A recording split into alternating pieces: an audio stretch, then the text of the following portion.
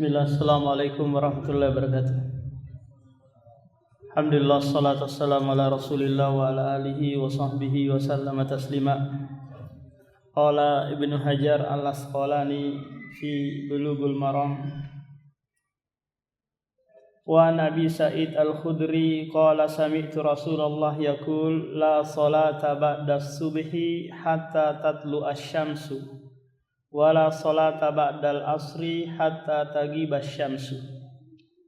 Dari Abu Sa'id Al-Khudri berkata, dia mendengar Rasulullah bersabda, la salata, tidak ada salat setelah salat subuh hingga matahari terbit, dan tidak ada salat setelah salat asar hingga matahari terbenam. Hadis ini muttafaqun alaih, disepakati oleh Imam Bukhari dan Muslim dalam meriwayatkannya dari sahabat yang sama, yaitu Abu Sa'id Al-Khudri. Hadis ini Pak menyebutkan tentang dua waktu yang dilarang untuk mengerjakan sholat, yaitu apa? Setelah sholat subuh dan setelah sholat asar. Nah, batas akhirnya kapan nih kalau sekiranya sholat subuh nih? Kita taruhlah kerjakan sholat subuhnya jam 5 sudah selesai. Kapan batas akhir larangan tersebut? Ada riwayat yang lain yang menyebutkan hingga apa? Hingga matahari itu muncul setinggi anak panah. Setinggi anak panah atau qidu ramhin. Hanya saja para ulama nanti berselisih apakah setinggi anak panah ini 1 meter, 2 meter ataukah 3 meter. Yang jelasnya apa? Dia muncul dulu. Nampak? Muncul dulu. Setelah itu nanti baru apa? Boleh melaksanakan sholat. Sholat apa itu Pak? Sholat sunnah duha.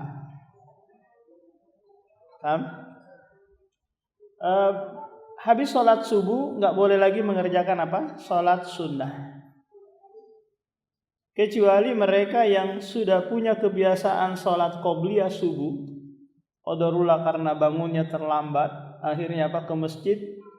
Imam sudah apa? Sedang melaksanakan sholat subuh. Lantas nanti dia bisa Bapak qadha, mengerjakan qobliyahnya itu setelah apa? Setelah sholat subuh. Atau dia terbiasa mengerjakan sholat witir, qadarullah ketiduran dia, maka nanti boleh dia mengerjakan setelah sholat subuh. Kenapa? Karena ini babnya qadha. Paham Pak? Qadha itu nanti tidak terikat dengan waktu larangan. Paham? Karena dia mengerjakan di luar waktu yang telah ditentukan oleh syariat. Nah, kemudian waktu yang kedua adalah setelah asar. Taruhlah kita mengerjakan sholat asarnya Pak jam 4. Paham? Berarti setelah jam 4 nanti adalah waktu larangan untuk sholat sunnah. Sampai kapan nih berakhirnya larangan tersebut? Nanti ada hadis yang menyebutkan bahwa hingga mendekati terbenamnya matahari. Waktu-waktu menjelang terbenam. Karena nanti pas matahari terbenam, itulah masuk waktu sholat maghrib. Paham Pak? Taruhlah ini permukaan laut ya. Nanti terbenamnya pas dia mendekati mau terbenam. Nah, di situ adalah waktu yang dilarang.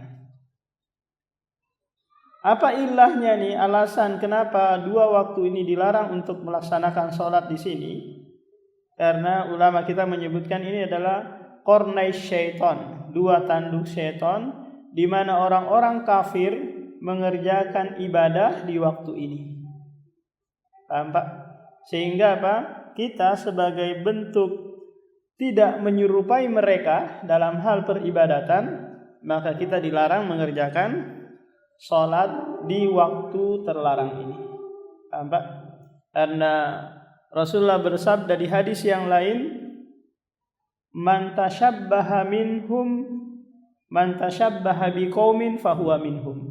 Barang siapa yang menyerupai suatu kaum, maka dia bagian dari kaum tersebut. Nah, ini sebab larangannya. Walahu Uqbata bin Amirin salasu sa'atin kana Rasulullah yanhana an nusalliya fihinna wa an naqbura fihinna mautana. Hina tatlu'u syamsu bazighatan hatta tartafi'ah wa hina yaqumu qa'imun zahirati hatta tazula asy-syamsu wa hina tatadayyafu asy-syamsu lil ghurubi. Dari Uqbah bin Amir menceritakan bahwa ada 3 waktu di mana Rasulullah melarang kami sholat pada waktu tersebut dan melarang juga kami mengubur jenazah-jenazah kami di waktu tersebut. Apa 3 waktu larangan itu? Hina tatlu'us syamsu bazi'atan. Tatkala apa? Matahari mulai muncul. Matahari mulai muncul.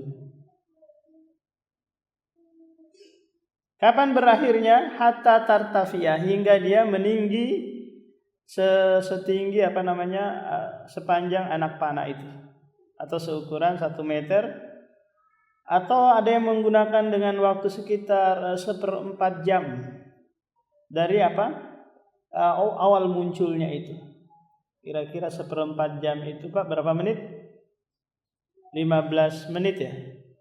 60 bagi 4 15. Sekitar 15 menit atau 12 menit setelah munculnya baru nanti di situ dibolehkan untuk sholat.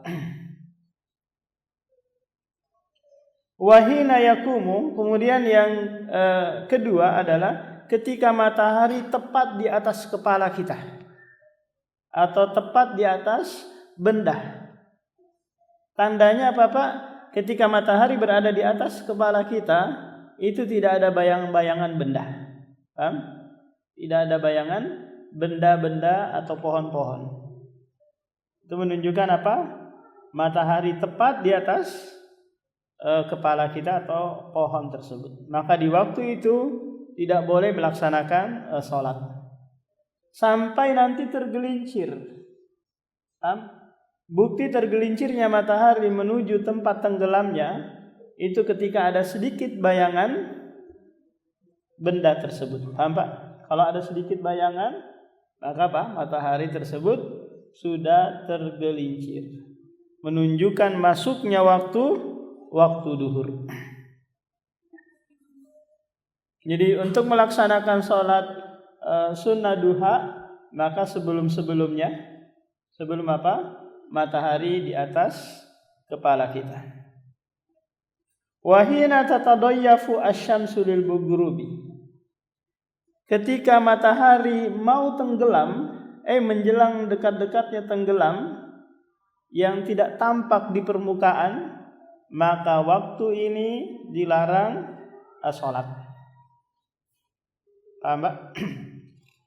Dari 2 hadis yang kita bacakan tadi, kita bisa mengambil kesimpulan bahwa waktu-waktu yang dilarang sholat ada 5. Yang pertama setelah sholat subuh. Yang kedua setelah sholat asar. Kemudian yang ketiga hingga matahari mulai muncul sampai setinggi anak panah. Yang keempat ketika matahari berada di atas kepala.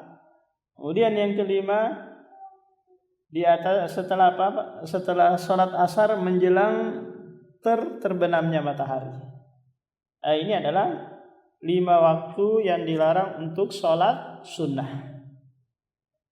Nah, hanya saja para ulama nanti berselisih Pak, apakah sholat sunnah yang dilarang di sini adalah sholat sunnah mutlak, ataukah boleh nanti sholat sunnah yang ada sebabnya, atau istilahnya apa? Sholat yang zawatus sabab, memiliki sebab. Apa itu Pak? Di antaranya seperti masuk masjid. Ada sholat apa di sana? Tahiyatul masjid. Sholat apa lagi? Sholat kusuf atau khusyuf, gerhana matahari atau gerhana bulan. Ini ada sebabnya. Atau sholat jenazah karena ada kematian. Atau sholat istikharah karena mau menikahi janda, dia mikir-mikir ini bahagia atau enggak, maka dia istikharah. Atau dia ingin mengulang sholat jamaahnya karena mungkin pas sholat subuh ternyata dia belum mandi junub. Paham Pak? Akhirnya apa? Dia ulang sholat subuhnya tadi. Nah, ini adalah sholat yang ada sebabnya. Maka para ulama dalam hal ini berselisih tentang sholat yang ada sebab-sebab seperti ini. Nah, ulama yang membolehkan seperti Imam Syafi'i, Imam Ahmad, kemudian Ibnu Taimiyah, Ibnul Qayyim ini membolehkan sholat di waktu-waktu yang terlarang kalau sholat itu ada sebabnya. Paham Pak? Paham laikam? Nah, di sana ada juga ulama yang mengatakan nggak boleh. Apakah sholat sunnah mutlak ataukah sholat sunnah yang memiliki sebab itu dilarang sholat di waktu-waktu tersebut. Ini adalah pendapat Malikiyah, kemudian Hanafiyah, kemudian pendapat sebagian ulama dari kalangan mazhab Hanabilah. Yang lebih kuat dalam hal ini adalah boleh sholat di waktu-waktu yang terlarang kalau itu Pak ada sebabnya.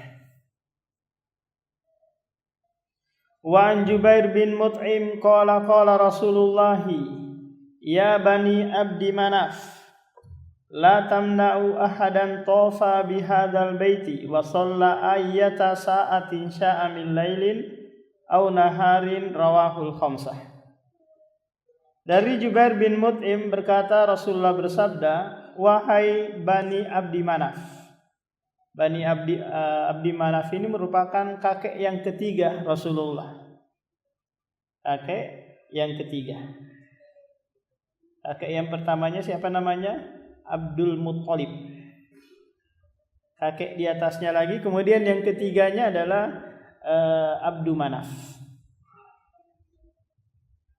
Nah, Rasulullah mengkhitab anak-anak Abdu Manaf ini agar mereka tidak melarang orang-orang tawaf di sekitaran Ka'bah. Kapan saja waktunya. Demikian juga sholat.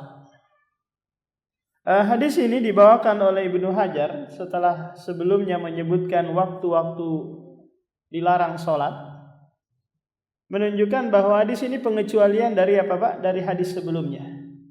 Bahwa salat di Masjidil Haram atau tawaf di Masjidil Haram, karena sebagian ulama menganggap bahwa tawaf di Masjidil Haram itu sama dengan tahiyatul masjidnya Ka'bah. Sehingga dua hal ini jika dikerjakan di Masjidil Haram, maka ini tidak ada waktu larangan padanya.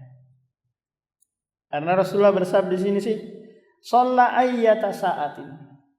Salat di waktu apa saja. Tanpa memandang waktu larang atau waktu yang dibolehkan.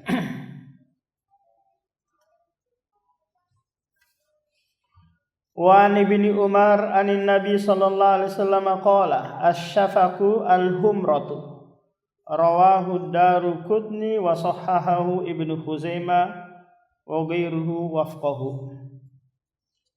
Dari Abdullah bin Umar dari Nabi sallallahu alaihi wasallam bersabda, asy-syafaqu adalah al-humrah. Apa makna hadis ini, Pak? Makna hadis ini merupakan tafsir dari firman Allah di surah Al-Insyiqaq, fala uqsimu bisyafaq. Tidak perlu aku bersumpah tentang asyafaq. Nah, Rasulullah menafsirkan asyafaq, yang dimaksud di situ adalah al-humrah, yaitu cahaya kemerah-merahan ketika setelah terbenamnya matahari. Paham Pak? Coba Bapak lihat di ufuk barat sana. Ketika matahari terbenam, kemudian muncul cahaya gelap malam gitu, masih ada di sana Pak cahaya kemerah-merahan. Paham? Ini namanya asyafaq. Menunjukkan masih ada waktu maghrib. Karena awal waktu maghrib itu ketika terbenam matahari, kemudian berakhir nanti ketika syafaqul ahmar itu hilang. Ketika syafaq al-ahmar hilang, cahaya kemerah-merahan itu. Nah, hilang habis waktu maghrib, awal waktu isya. Kenapa Ibnu Hajar al-Asqalani membawakan hadis ini? Karena di sana memang ada ulama yang menafsirkan bahwa asyafaq di situ adalah al-abyad, yaitu cahaya putih yang ada di ufuk barat sana. Maka yang lebih kuat sebagaimana yang disebutkan dalam hadis ini. Meskipun nanti para ulama berselisih tentang hadis ini, apakah dia mauquf ataukah marfu. Mauquf itu apa maksudnya? Maksudnya adalah ucapan ini hanya sampai pada sahabat. Tidak diucapkan oleh Rasulullah. Kalau marfu apa maknanya? Marfu itu sampai kepada Rasulullah, baik secara lafaz ataupun secara hukum. Wa an ibni Abbasin radhiyallahu anhuma qala Rasulullah al-fajru fajrani. Fajrun yuharrimu ta'ama wa tahillu fihi salatu, wa fajrun tahrumu fihi salatu, ay salatu subhi wa yahillu fihi ta'amu. Rawahu bin Khuzaimah wal Hakim wa sahhahahu.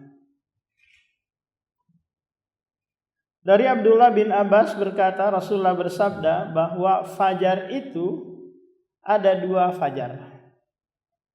Yang pertama adalah fajar yang diharamkan makan dan dihalalkan sholat padanya. Ini dikenal dengan apa Pak? Fajar sodik. Fajar sodik, yaitu cahaya putih yang muncul di ufuk timur, memanjang ke kiri ke kanan. Ini namanya Pak? Fajar sodik. Setelahnya nanti muncul cahaya putih yang merata. Merata. Ini belum muncul matahari Pak. Hanya apa? Cahaya bidayatun nahar, permulaan waktu siang. Nah, kalau sekiranya fajar kadzib, itu fajar yang cahaya putihnya nanti memanjang ke atas. Nah, kalau fajar kadzib yang muncul, maka diharamkan sholat subuh dan dihalalkan makan bagi mereka yang mau berpuasa.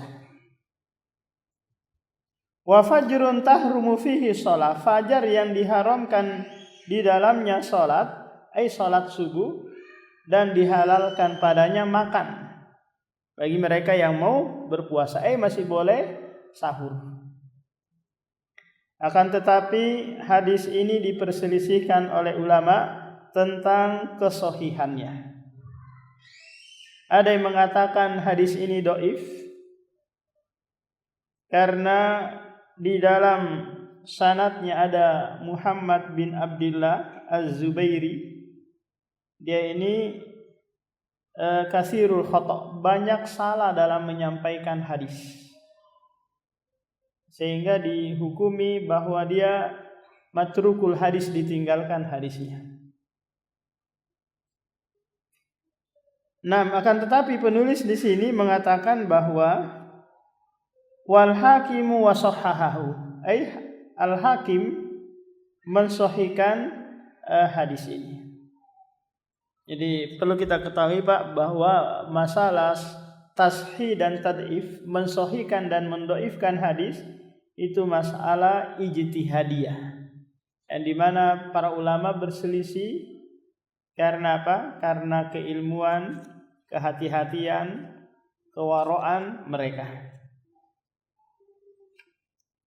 Walil hakim fi hadisi Jabir nahuhu wa zada fil ladhi yuharrimu ta'am innahu yadhhabu mustatilan fil ufuki.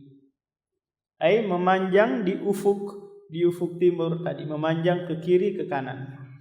Wa fil akhari innahu kadzanabi as-sirhani. Adapun fajar kadzib itu seperti ekor serigala. Di situ diterjemahkan apa? Serigala kah? Mana ekor serigala itu Pak, bulu yang dekat dengan duburnya itu menghadap ke atas. Nah, tapi secara makna hadis ini benar. Apa? Secara makna. Wa an Ibnu Mas'udin qala Rasulullah afdalul a'mali as-salatu fi awwali waqtiha. Rawahu Tirmidzi. Dari Ibnu Mas'ud, Abdullah bin Mas'ud berkata Rasulullah bersabda, sebaik-baik amalan salat adalah salat yang dikerjakan di awal waktu. Di awal waktu. Sementara di hadis yang lain Pak, itu juga hadis sama diriwayatkan oleh Abdullah bin Mas'ud, tapi diriwayatkan oleh Bukhari dan Muslim. Di mana tatkala Abdullah bin Mas'ud bertanya, ayyul a'mali ahabbu ilallah? Amalan apakah yang paling dicintai oleh Allah? Maka Rasulullah menyebutkan 3 hal di sana. As-salatu ala waqtiha. Salat di waktunya. Yang kedua, birrul walidain, berbakti kepada kedua orang tua. Yang ketiga, al-jihadu fi sabilillah, berjihad di jalan Allah. Apa bedanya nih hadis yang kita baca tadi dengan ini? Bedanya Pak antara awal dengan di waktu. Paham? Antara awal dengan di waktunya, atau istilahnya apa? Adaan. Yaitu mengerjakan sholat di waktu yang sudah ditentukan. Kita kasih gambaran Pak ya. Taruhlah waktu duhur itu berawal dari jam 12.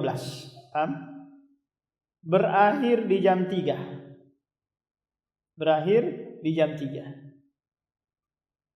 Maka kalau Bapak mengerjakan sholat di jam 2 atau di jam setengah 3 atau di jam 3, maka Bapak masih mendapatkan keutamaan, yaitu apa? Mengerjakan amalan yang paling dicintai oleh Allah. Karena Bapak masih mengerjakan sholat di waktu sholat tersebut. Nah, hadis ini menjelaskan bahwa sholat di awal waktu ini adalah lebih utama daripada sholat di tengah waktu atau di akhir waktu. Ketika ada orang sholat di akhir waktu, maka dia tidak berdosa. Ketika dia meninggal, maka dia juga tidak berdosa. Beda halnya kalau dia mengakhirkan hingga keluar waktu sholat tersebut, maka dia masuk dalam apa? Firman Allah dalam surah Al-Ma'un itu, fawailul lil musallin alladzina hum an sholatihim sahun. Mereka yang mengakhirkan waktu sholat sehingga dia kerjakan di luar waktunya. Nah, hadis ini ada pengecualian di sana Pak. Tidak semua waktu sholat tersebut ketika dikerjakan di awalnya mendapatkan keutamaan sebagaimana yang disebutkan di sini. Pengecualiannya ada dua. Yang pertama adalah sholat isya. Sholat isya ini afdolnya itu dikerjakan di akhir waktu, bukan di awal waktu. Yang kedua adalah sholat duhur ketika apa? Musim panas yang sangat bersangatan. Paham? Maka afdolnya adalah diakhir-akhirkan sampai apa? Cuaca agak-agak dingin. Karena membahayakan kalau sholat di awal waktu di saat musim panas seperti ini.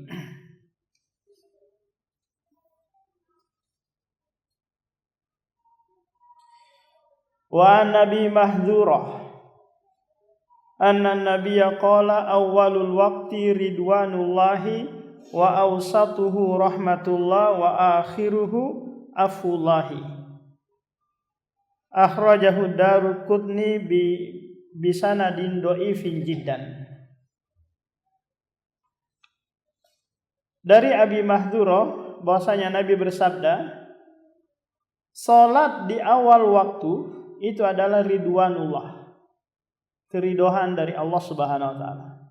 Salat di tengah waktu itu adalah rahmat dari Allah.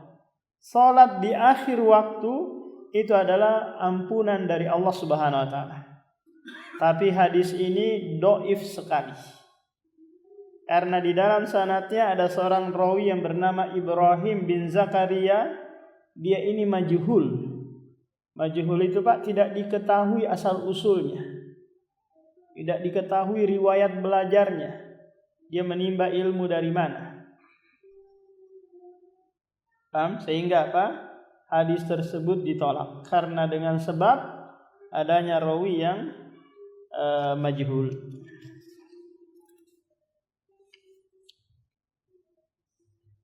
Nah, tapi secara makna hadis ini sahih. Dalam artian apa Pak? Salat di awalkah atau di tengahkah atau di akhirkah itu tidak apa? Tidak mendapatkan dosa kalau kita apa? Salat di akhir waktu. Apalagi kalau sekiranya kita Pak kerja di kantor yang terikat dengan waktu istirahat kita. Kalau di kantor membuat aturan bahwa waktu istirahat itu jam 2. Karena mengejar target produksi mungkin. Waktu istirahat jam 2. Maka Bapak enggak boleh sholat di jam 1. Apalagi sholat di jam 12 meskipun sudah masuk waktu zuhur. Kenapa? Karena Bapak melanggar kesepakatan kerja. Yang itu adalah kewajiban yang dibebankan kepada Bapak. Itu adalah akad yang harus dipenuhi. Berarti sholatnya apa? Ketika masuk waktu istirahat. Kalau kucing-kucingan, maksudnya apa namanya? Curi-curi waktu. Ini korupsi namanya. Berkhianat. Wali Tirmidzi min hadis Ibnu Marnahu dunal awsati wa huwa dhaifun jiddan. Demikian juga hadis Abdullah bin Umar ini dhaif sekali karena ada rawi yang bernama Yaqub bin Malik bin Walid. Ini wadha itu suka memalsukan hadis, suka membuat-buat hadis sendiri. Kenapa para ulama hadis sampai telitinya seperti itu, Pak? Karena apa namanya? Ada ulama-ulama yang tugasnya meneliti. Ada istilahnya apa? Ulama jarah wa ta'dil. Dia tugasnya mensikokan dan menjarah ulama. Kalau dia mendapati ada seorang rawi hadis Pak pernah bohongi ayam saja, dia manggil ayam cuk padahal nggak ada makanan di tangannya, maka hadisnya sampai mati nggak diterima lagi. Nggak diterima lagi. Apalagi dia bohong sama manusia. Sekali saja bohong dia matrukul hadis, ditinggalkan hadisnya. Meskipun dia bertobat. Apalagi dia buat-buat hadis palsu. Man akala salome dakhalal jannah. Siapa makan salome akan masuk surga. Agar warga Balikpapan semangat makan salome karena ada keutamaan. maka sampai mati dia tidak lagi diterima periwayatannya. Jadi ada memang kerjanya itu meneliti ulama-ulama tersebut, datang ke kampungnya, ngecek gimana amalannya, gimana kesikohannya, paham? Sehingga tidak sembarangan. Karena keistimewaan agama kita, Pak, semua apa yang datang itu berdasarkan sanad. Kalau tidak, maka orang akan berkata sesukanya, berkata yang tidak ada dasarnya, katanya fulan, dan seterusnya. Wa an Ummi Salamata radhiyallahu anha qalat shalla Rasulullah al-asra thumma dakhala baiti fa shalla raka'ataini fa sa'altuhu fa qala shugiltu an raka'ataini ba'da dhuhri fa shallaituhu al-ana kullu afanaqdihima idza fatata qala la akhrajahu Ahmadu. Hadis ini dhaif karena ada dua illah, alasan kenapa hadis ini didhaifkan. Kita terjemahkan dulu aja, Pak. Dari Ummi Salamah menceritakan bahwasanya Rasulullah sallallahu alaihi wasallam pernah sholat asar bersama para sahabatnya. Kemudian dia masuk ke kamarku, lalu mengerjakan sholat 2 rakaat. Sholat apa ini? Sholat sunnah. Fasa'altuhu, lalu aku bertanya setelahnya, kenapa engkau mengerjakan sholat 2 rakaat setelah asar ini? Lantas Rasulullah berkata, syugiltu an raka'ataini ba'da dhuhri. Aku tersibukkan dengan urusan sehingga aku tidak sempat mengerjakan 2 rakaat ba'diyah duhur. Fasallaituhuma, lalu aku sholat mengkodoknya di waktu setelah asar. Lantas Ummu Salamah bertanya lagi, afanaqdihima idza fatata? Apakah kita boleh mengkodoknya apabila kita luput mengerjakan sholat ba'diyah duhur? Atau Rasulullah tidak. Berarti apa ini? Engkau melakukan ini, apakah ini kekhususan bagimu, tidak boleh dikerjakan oleh umatmu? Paham? Akan tetapi hadis ini dhaif. Alasan dhaifnya yang pertama karena adanya inqita, adanya rawi yang tidak mendengar dari gurunya.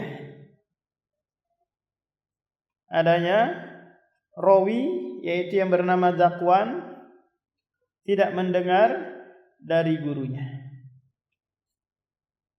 Jadi kok bisa nih para ulama mengetahui ini si fulan ini tidak mendengar hadis tersebut tapi berani menyampaikannya. Contoh gambarannya seperti ini, Pak. Taruh di sini ada 20 orang ya. Saya menyampaikan sebuah hadis. Ternyata ada yang ngantuk. Kan? Ternyata ada yang main-main, sibuk. Itu pelajar yang lain mencatat bahwa si fulan tak kala disampaikan hadis ini dia ngantuk, dia enggak fokus, dia main-main. Itu dia catat dalam catatannya. Sehingga ketahuan tak kala dia nanti menyampaikan bahwa haddatsani Burhan, telah menyampaikan kepadaku Burhan tentang hadis ini. Wah, enggak benar dia itu. Dia ngantuk, dia enggak dengarkan hadis itu. Atau dia enggak hadir pas penyampaian hadis tersebut. Baru ketahuan ternyata dia Dia berbohong. Nah, selesai, Pak, tentang mawaqitus shalah. Waktu-waktu salat.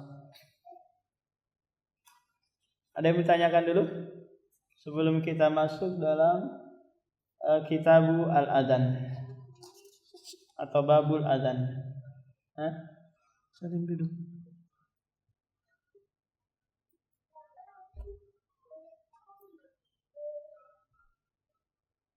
Apa? Salat sunat.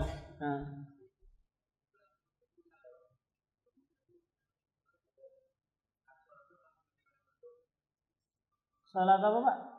duha.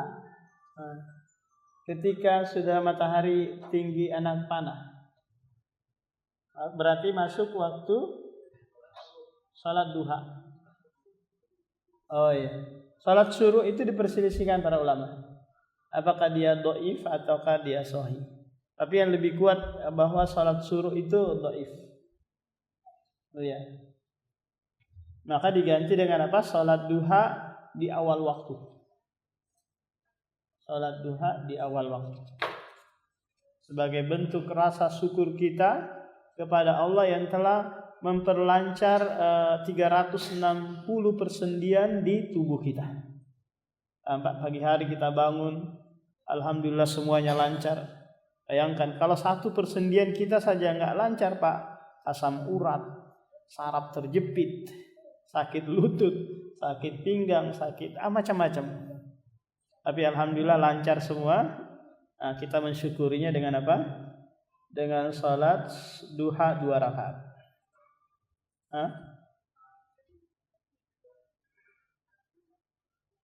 Karena ada seorang rawi yang dipermasalahkan dalam hadis itu. Dari berbagai jalan banyak sekali sahabat yang meriwayatkan, tapi ada satu rawi di dalam hadisnya itu dipermasalahkan. Sementara kebiasaan Rasulullah setelah selesai salat subuh itu dia zikir, kemudian ngobrol sebentar dengan sahabatnya, setelah itu langsung pulang.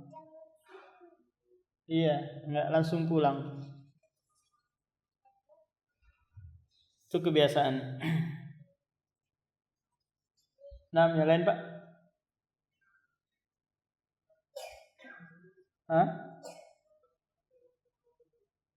Pak, batas akhir waktu salat duha. Batas akhirnya tadi, Pak, sebelum matahari di atas kepala.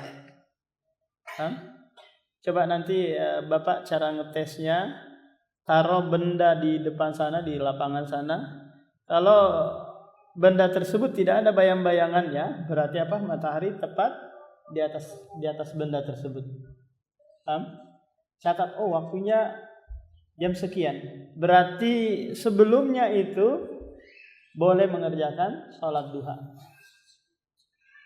Salat duha di akhir waktu. Yang lain, Pak?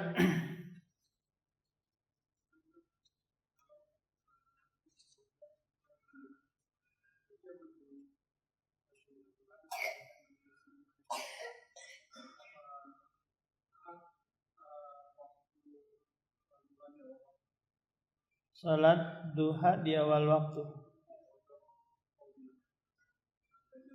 Oh iya. Kalau sekiranya teringatnya di waktu sebelum matahari terbit, mengkodok di situ. Atau ternyata teringatnya itu setelah terbit matahari. Perkirakan, biar tunggu masuk dulu waktu yang boleh sholat, sehingga khuruju anil khilaf aula, keluar dari perselisihan itu lebih utama. Paham, Pak? Meskipun Bapak boleh mengerjakan pas matahari muncul atau pas matahari itu boleh. Cuma keluar dari perselisihan itu lebih utama. Karena nggak ada waktu yang mendesak juga. Nah, demikian Pak, kita lanjut pada pertemuan berikutnya tentang babul adzan ini. Subhanakallahumma wa bihamdika asyhadu an la ilaha illa anta astaghfiruka wa atubu ilaik.